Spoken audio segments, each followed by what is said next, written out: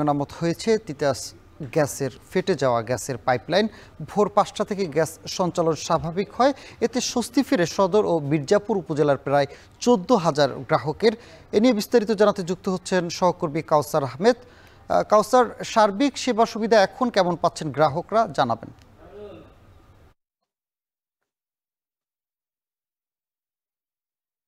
তো এই যে আমার পেছনেই এই অংশে ফেটে গিয়েছিল গতকাল সকাল 8:30টার দিকে। পরবর্তীতে এখানে এই উপরে বিদ্যুতের খুঁটি থাকার পরে প্রায় নাগরপুর, টাঙ্গাইল সদর এবং দেলদুয়ার উপজেলার প্রায় ৩ লাখ বিদ্যুতের গ্রাহক, সেটা হচ্ছে পল্লী বিদ্যুতের গ্রাহক প্রায় ২ লাখ, তারা বিদ্যুৎ বিচ্ছিন্ন ছিল। পরবর্তীতে গেল সন্ধ্যার দিকে সেই বিদ্যুৎ স্বাভাবিক হলেও মাঝরাতের থেকে তিতাস গ্যাস কর্তৃপক্ষ তারা কাজ শুরু করে। তারা জানিয়েছেন যে রাত ৩টা পর্যন্ত তারা কাজ করার পর আজ ভোর রাতে ৫টার দিকে টাঙ্গাইল সদর সহ মির্জাপুরের যে গ্যাস সরবরাহ লাইন সেটি স্বাভাবিক হয়েছে। এতে করে ১৪,০০০ গ্রাহকের যে ভোগান্তি ছিল, এছাড়াও ফিলিং স্টেশনের যে ভোগান্তি ছিল সেটি স্বাভাবিক হয়েছে বলে আমরা জানতে পেরেছি। তবে এর আগে গতকাল সকাল থেকে আমরা দেখেছি যে মানুষের কি দুর্বিষহ জীবনযাপন করতে হয়েছে। এর কারণ ছিল যে ভ্যাপসা গরমে যাদের বাসায় বিদ্যুৎ ছিল না, যাদের বাসায় গ্যাস ছিল না, তাদের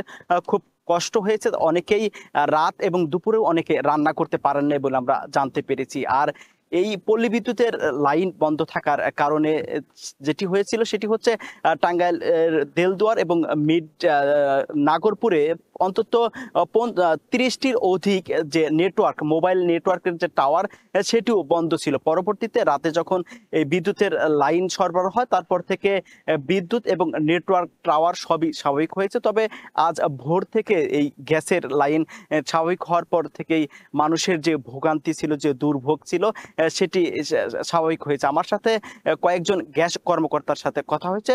একজন টাঙ্গাইল সদরের, একজন গাজীপুরের চন্দ্র। তারা জানিয়েছেন যে তারা মানুষকে স্বস্তি দেওয়ার জন্য তারা আপ্রাণ চেষ্টা করেছেন, যে কারণে তারা রাত জেগে তারা এখানে মানুষের জন্য কাজ করেছেন, সেটি স্বাভাবিক হয়েছে। আর এর আগে আমরা দেখেছি যে গেল সকাল থেকে গত রাত পর্যন্ত এই পেছনেই কিন্তু ভূতভূত আকারে গ্যাস বের হচ্ছিল। এতে করে এখান থেকে অনেক গ্যাস, বিশেষ করে এই প্রাকৃতিক সম্পদ যে গ্যাস অপচয় হয়েছে সেটিও কিন্তু আমরা লক্ষ্য করেছি। আর গতকাল সকালে যখন এখানে গ্যাসের পাইপটি বিকট শব্দে ফেটে যায়, সাথে সাথে এখানে আগুনের সূত্রপাত হয়েছিল। এই অঞ্চলে ধাও ধাও করে আগুন জ্বলে উঠেছিল। পরবর্তীতে এই আগুনের তাপে কিন্তু যে উপরে যে বিদ্যুতের খুঁটি, সেই বিদ্যুতের খুঁটিতে স্পার্ক করার পর থেকে বিদ্যুৎ সংযোগ বিচ্ছিন্ন ছিল। পরবর্তীতে